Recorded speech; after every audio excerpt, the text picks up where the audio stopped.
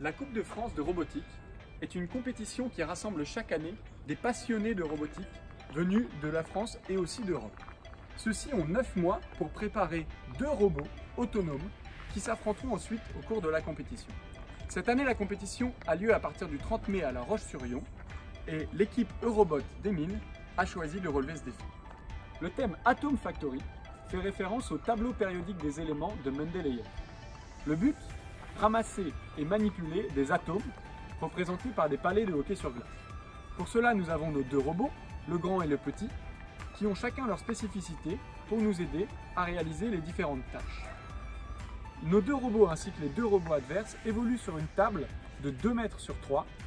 Sur ces images de la table, vous pouvez voir initialement les zones de départ affectées aux 4 robots. Sur la table de la Coupe de France, on retrouve de chaque côté 16 atomes.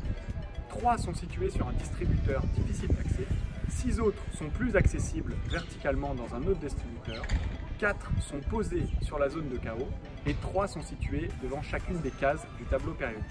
À côté de cette table principale, on voit la zone d'expérience où un mécanisme autonome nommé électron devra monter dans le temps imparti le long d'une cordelette jusqu'au sommet du mât. Au pôle mécanique, nous avons conçu une stratégie réaliste qui permet de marquer le plus de points possible.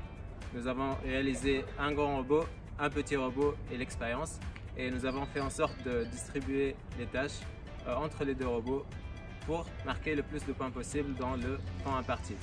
Le grand robot va récupérer les atomes qui sont dans le distributeur à 6 palets, et selon les couleurs de ces atomes, va soit les mettre dans la balance ou bien les mettre dans l'accélérateur de particules.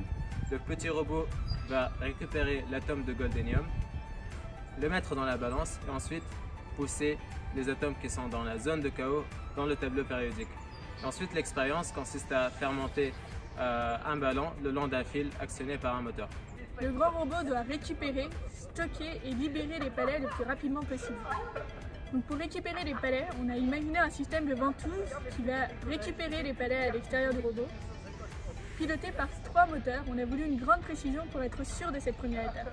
Ensuite, la ventouse va ramener les palets à l'intérieur du robot, les poser dans le barillet. Le barillet est conçu pour contenir les 6 palets et pour pouvoir être manipulé facilement.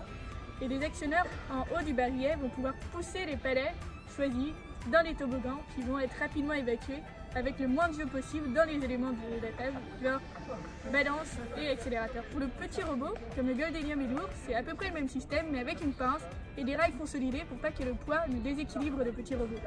Et enfin pour l'expérience, on a imaginé un simple système de poulies piloté mécaniquement par une carte Arduino reliée par Wi-Fi et le petit robot. Donc sur la partie électrique du robot, on a 2 circuits qui fonctionnent en parallèle. Un circuit électrique de puissance qui opère sur des intensités de l'ordre de 5 ampères environ avec la batterie qui va être reliée à l'interrupteur, au circuit d'arrêt d'urgence, c'est extrêmement important, et qui va distribuer de l'énergie d'abord au AX12, donc ce sont les mini-moteurs, et ensuite à l'ensemble ici Kangaroo et Sabertooth qui vont gérer la manière dont le robot se déplace grâce à ses moteurs et à ses roues.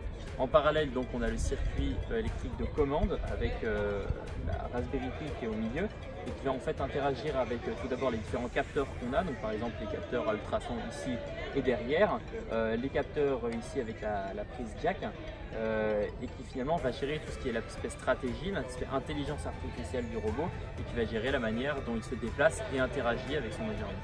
Une fois ces composants de base, ces composants électroniques maîtrisés, il va falloir écrire du code de plus haut niveau pour rendre notre robot intelligent. Pour cela, on va écrire des blocs de code réutilisables qui vont commander ces différents composants et qui vont nous donner des instructions simples comme l'instruction move qui va prendre en entrée une distance à parcourir et qui va faire avancer le robot de cette distance. Ou bien une instruction update score qui va mettre à jour le score affiché sur l'écran LCD. Une fois ces instructions simples écrites, on va pouvoir coder notre intelligence artificielle qui va tout simplement commander le robot et effectuer des actions comme éviter les obstacles. Le règlement interdit en effet au robot de se rentrer dedans. On est donc obligé d'utiliser les capteurs ultrasons pour détecter les obstacles et les contourner lorsqu'il y en a un ou bien tout simplement s'arrêter.